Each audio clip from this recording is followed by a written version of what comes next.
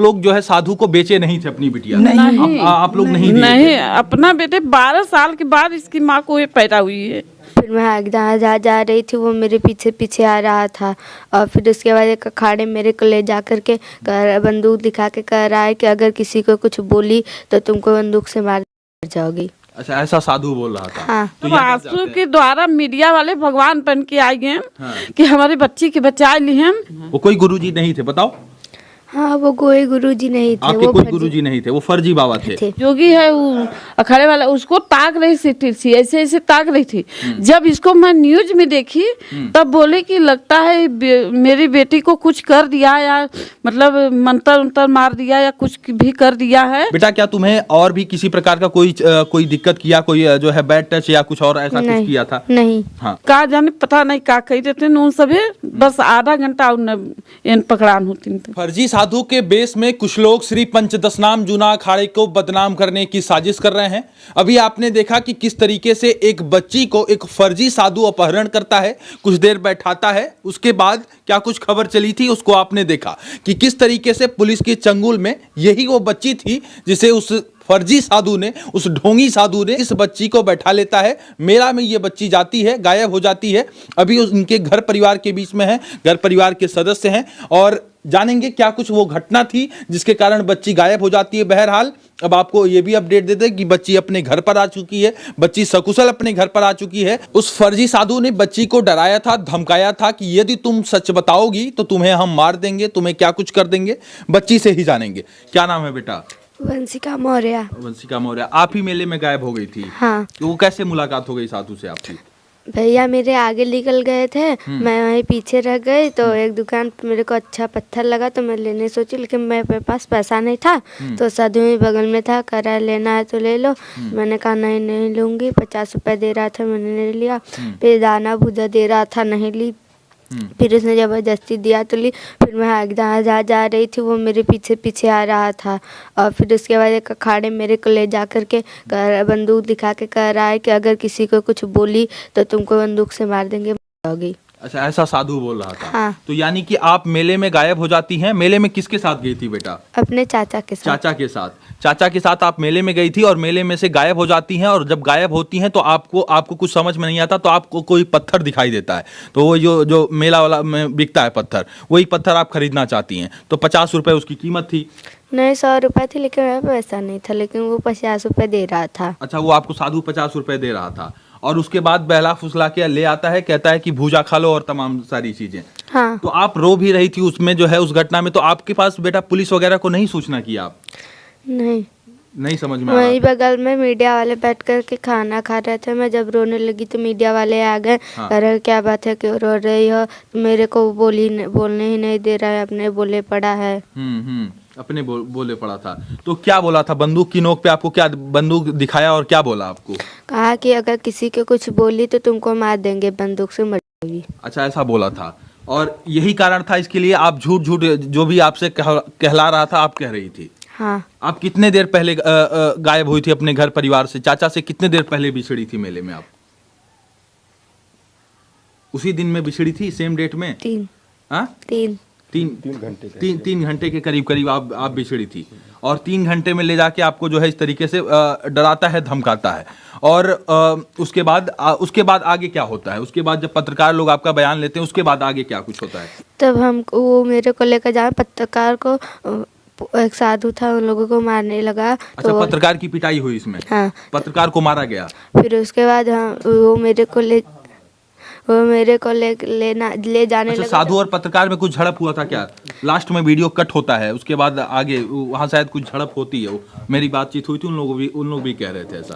फिर वो मेरे को लेकर जाने लगा। फिर उसके बाद तब पत्रकार लोग पुलिस को बुला करके लेकर आए। अच्छा, पुलिस को बुला कर लेकर आए। तो पुलिस जो है पुलिस के पास जब सुपुर्द किया गया तो उसे जेल भेजा गया, उसे थाने में बैठाया गया या छोड़ दिया गया? फिर छोड़ दिया गया। उसे थाने से मतलब उसे जेल नहीं भेजा गया? नहीं। आगे छोड़ दिया गया? हाँ। और आपको घर पहुंचा दिया गया? हाँ।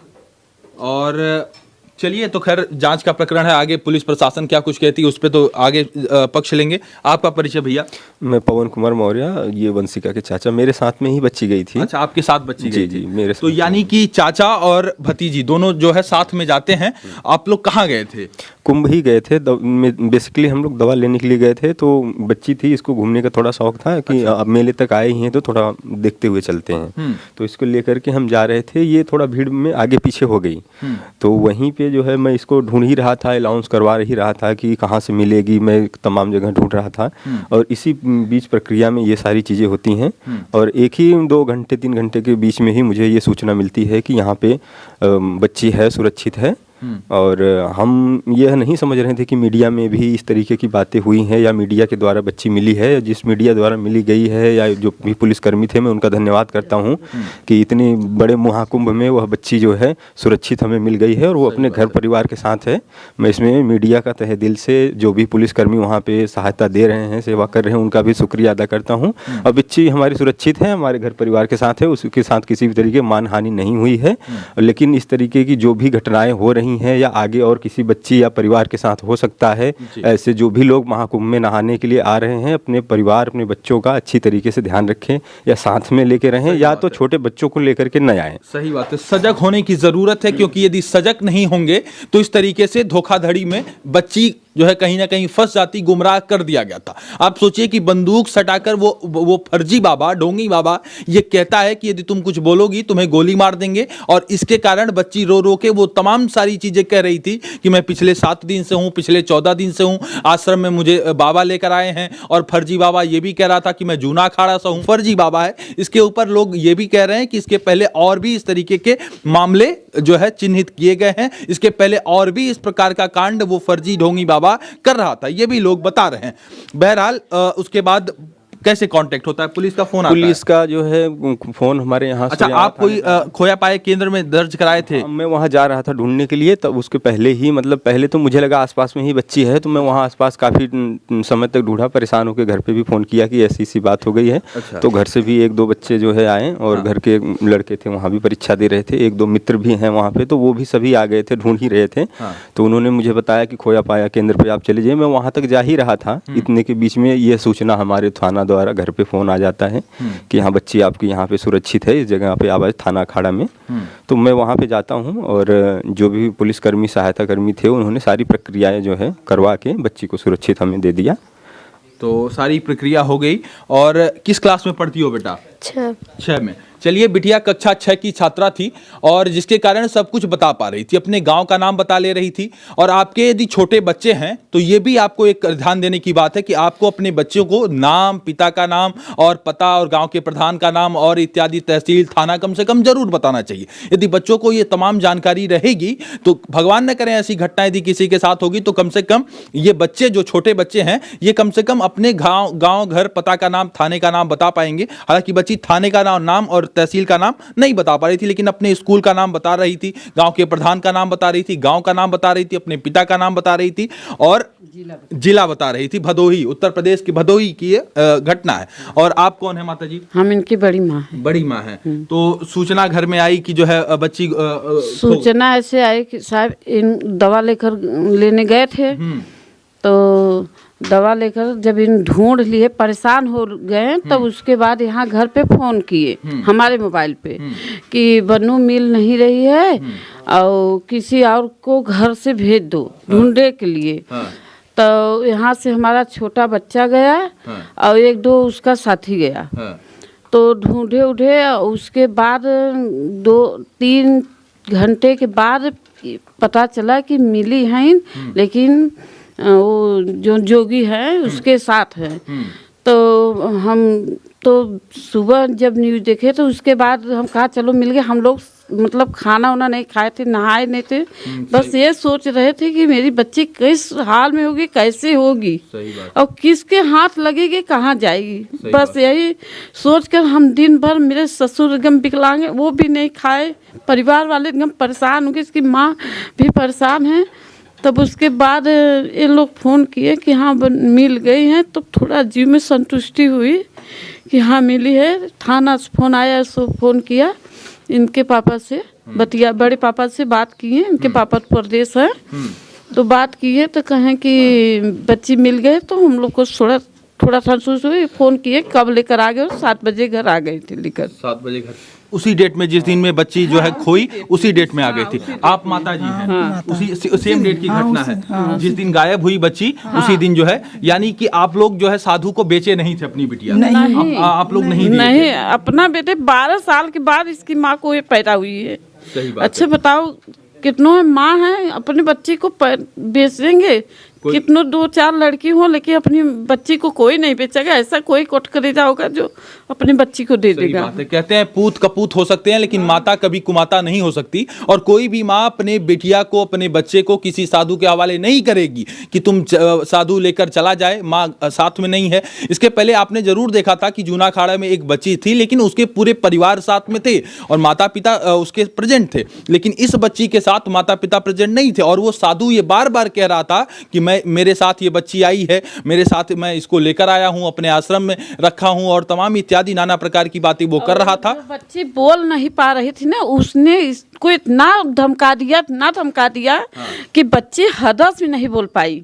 हदस में नहीं बोल, हाँ, हदस में मतलब आंसू के द्वारा मीडिया वाले भगवान बन के आई हैं कि हमारी बच्ची के बचा ली हैं, और नहीं हमने का जाने पता नहीं का कही देते उन सभी, बस आधा घंटा उन पकड़ान होती थी। हाँ, मतलब कि ये इनके अंदर ये रहा, इन हदस में इतना बता दी कि गांव का नाम, प्रधान का नाम, और उसके बाद जिला भदोही, और पिता का नाम, इतना से समझ लीजिए कि आप बस भगवान मीडिया वाले रहें कि इनको बचा लिए। हम उनका बहुत बहुत धन्यवाद करते हैं कि वो जहाँ रहे खुश रहे, ऐसे बने रहे। बस मेरी बच्ची मिल गई, मुझे कुछ नहीं चाहिए। तो धन्यवाद मीडिया के उन साथियों का। अनमोल आनंद जी थे और एक और साथी थे, उनका नाम कोई निगम करके, उनका नाम मैं नहीं जानता हूँ। वो 2 साथी थे जिन मेरी बात हुई है अनमोल आनंद जी से, तो उन्होंने बताया कि भैया ऐसी ऐसी घटनाएं, हमारी बातचीत होती रहती है। बच्ची जब उसको बता रही थी ना, जब मतलब वहाँ मीडिया वाले पूछ रहे थे, तो मतलब ये इसको जो जोगी है वो अखाड़े वाला, उसको ताक रही थी, ऐसे ऐसे ताक रही थी। जब इसको मैं न्यूज में देखी, तब बोले कि लगता है मेरी बेटी को कुछ कर दिया, या मतलब मंत्र उंतर मार दिया, या कुछ भी कर दिया है, इसलिए वो डर बस बता रही कि कह रही कि मैं 2-4 हफ्ते से यहाँ हूँ, मतलब कि मुझे गुरुजी ले आए हैं, और मैं यहीं खाना खाऊंगा, इसके साथ रहूंगा, ये मुझे पढ़ाएंगे। हाँ, तो इतना उसको भर दिया, बंदूक की नोक से इसको धमका दिया, इसलिए बच्ची हदस में बोल नहीं पाई। तो बेटा तुम गुरुजी के साथ नहीं रहना चाहती, अपने वो कोई तुम्हारे गुरुजी नहीं थे, वो फर्जी बाबा थे, वो कोई गुरुजी नहीं थे, बताओ? हाँ, वो कोई गुरुजी नहीं थे, आपके कोई गुरुजी नहीं थे, वो फर्जी बाबा थे। और आप उनके साथ नहीं रहना चाहती, आप अपने माता पिता के साथ रहना चाहती हैं, और आप पढ़ना लिखना चाहती हैं। हाँ। ये बिटिया जो है पढ़ना लिखना चाहती है। बेटा क्या तुम्हें और भी किसी प्रकार का कोई दिक्कत किया, कोई जो है बैड टच या कुछ और ऐसा कुछ किया था? नहीं। हाँ, समझती हो ना बैड टच वगैरह क्या?